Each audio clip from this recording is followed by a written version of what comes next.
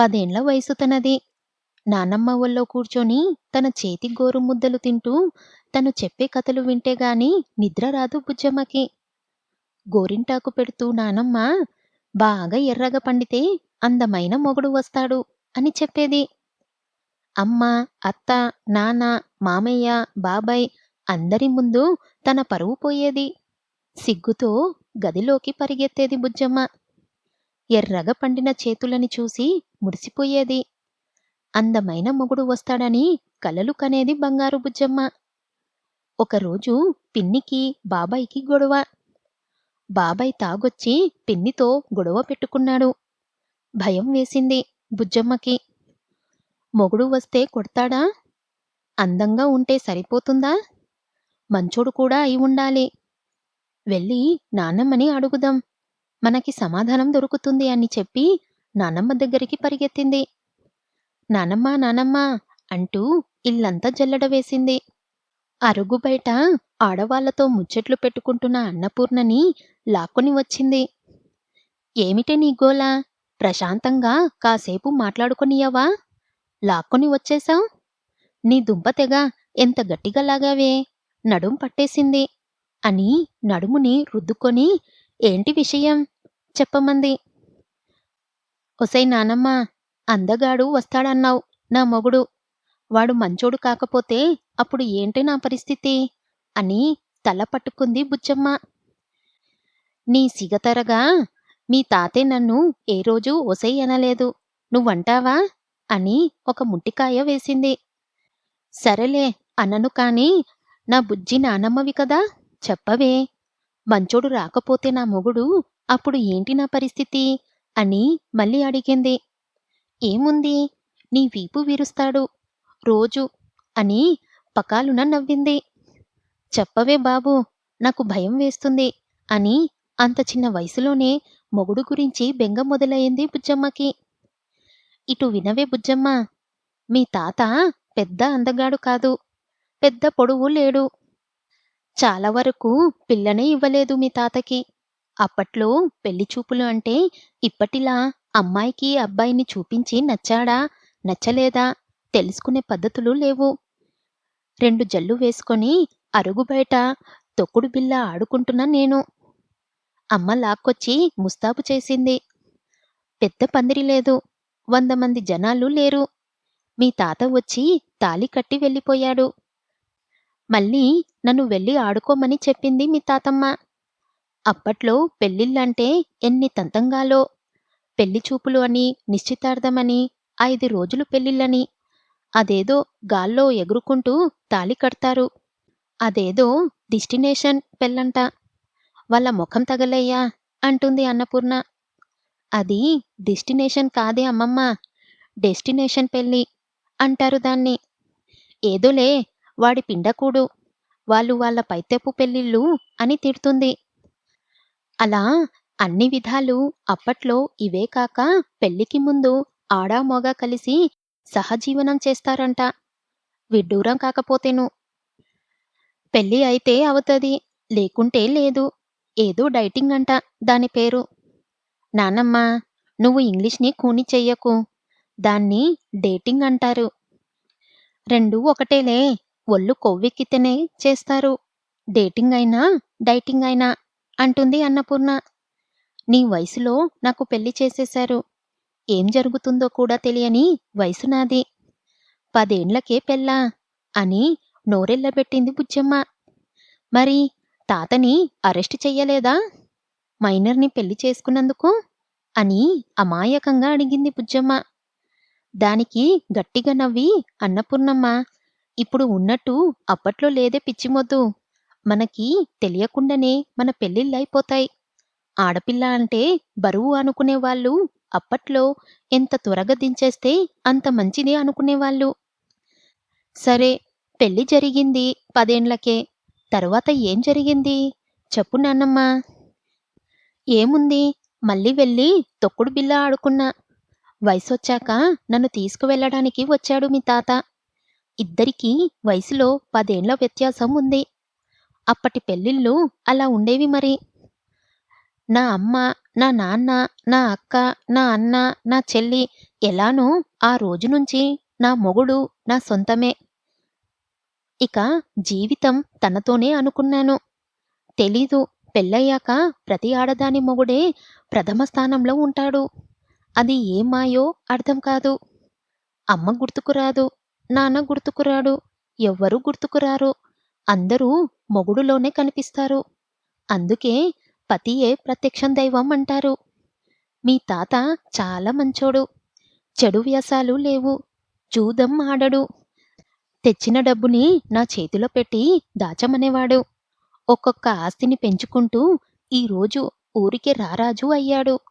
మీ తాత అందగాడు కాకపోయినా చాలా మంచోడు. మనసు వెన్న.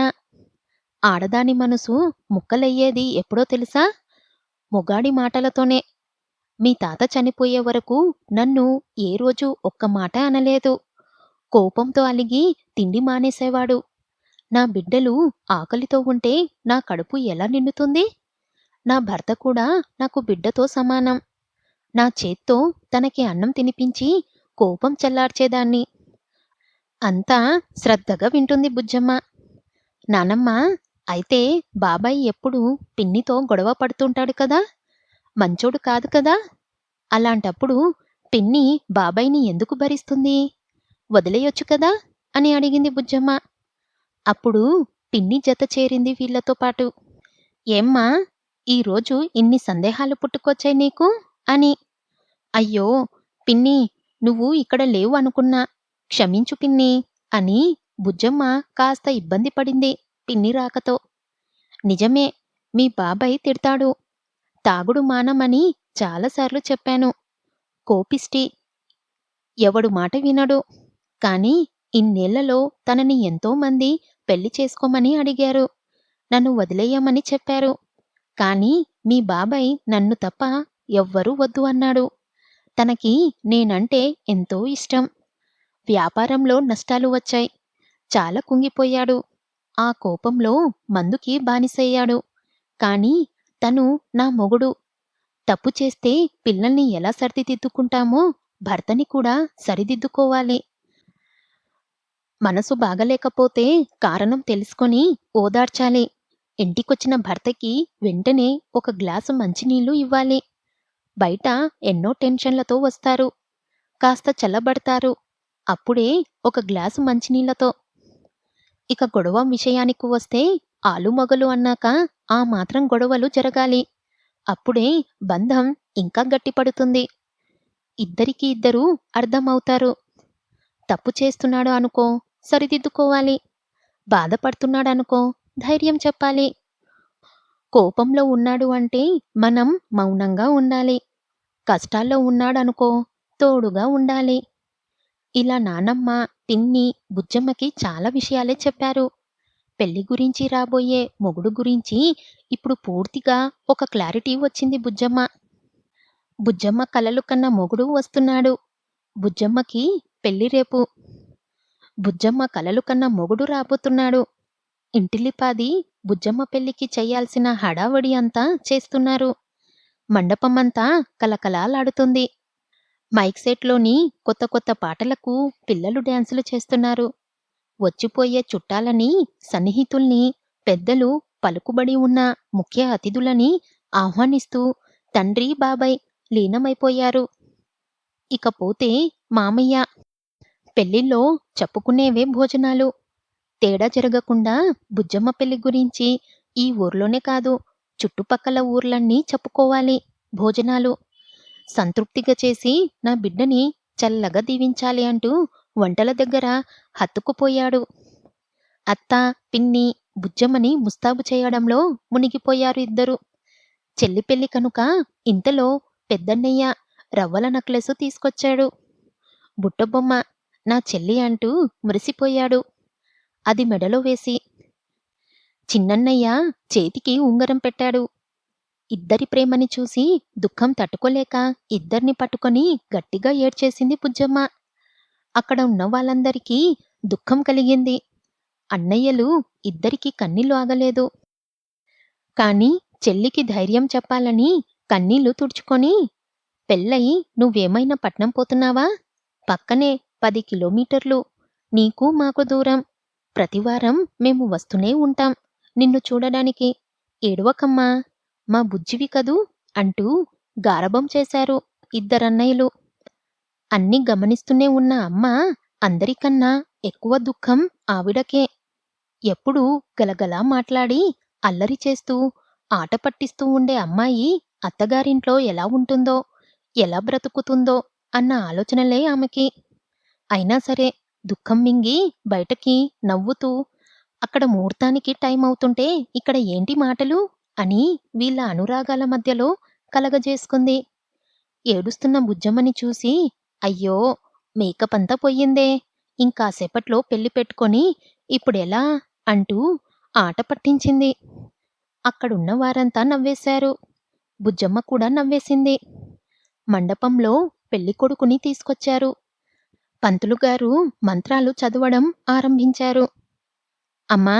పెళ్ళికూతుర్ని తీసుకురండి అంటూ సందేశం పంపించాడు తోడికోడళ్ళ చేత.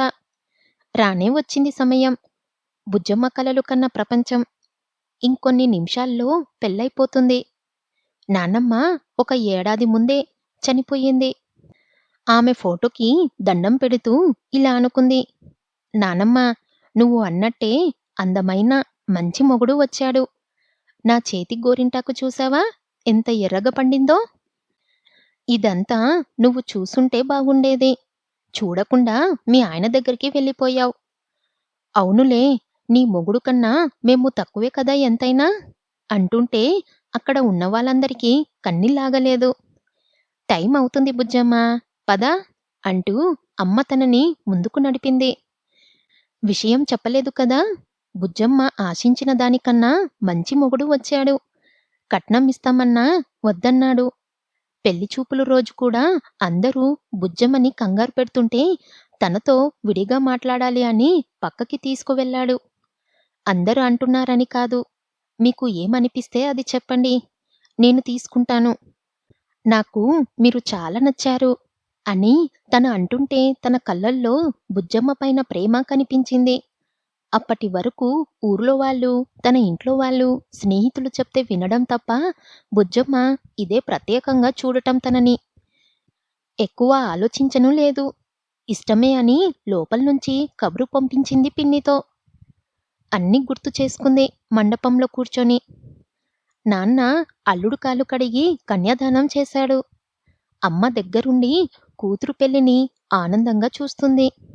అన్నయ్యలు ఇద్దరూ అక్షింతలు వేసి దీవించారు. ఎదురుగా పిన్ని బాబాయ్ నవ్వుతూ దీవిస్తుంటే ఆలుమొగలు అన్నాక గొడవలు, కలుసుకోవడాలు ఉంటాయన్న విషయం అర్థం చేసుకుంది బుజ్జమ్మ.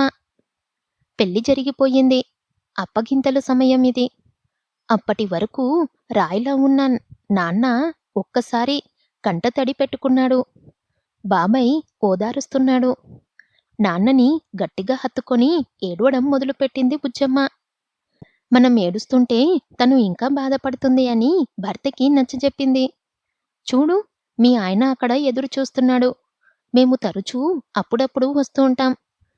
ఏడవకూడదు, వెళ్ళే ముందు నవ్వుతూ వెళ్ళాలి అంటూ సర్ది చెప్పింది.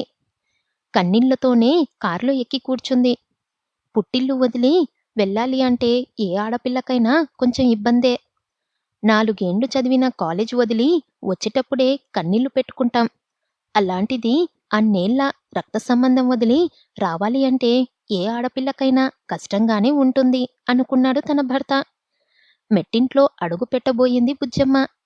మెట్టింట్లో కష్టాలు ఏం వస్తాయో తెలీదు. అక్కడో గయ్యాలి అత్త ఉంది. కష్టపడి ఆస్తిని సంపాదించాడు రాము. అంటే బుజ్జమ్మ భర్త పేరు. ఆ ఆస్తిపైన ఎప్పటినుంచో కన్ను ఉంది రాము అన్నయ్య వదినలకు. పైకి నటిస్తున్న తోడేళ్ళు వాళ్ళు. దొరికితే డబ్బునే కాదు, మనిషి రక్తాన్నైనా తాగేస్తారు. బుజ్జమ్మ ఎన్నో ఆశలతో అక్కడ అడుగు పెట్టబోతుంది. కాని అవమానాలు, అపార్థాలు ఎన్నో తలెత్తబోతున్నాయి తనకి. రాము అర్థం చేసుకుంటాడా? రాము ఆస్తిని దోచుకుంటారా ఇంట్లో వాళ్ళు? అలాంటి రాముకి మన బుజ్జమ్మ ఎలా తోడు నీడగా ఉండబోతుంది?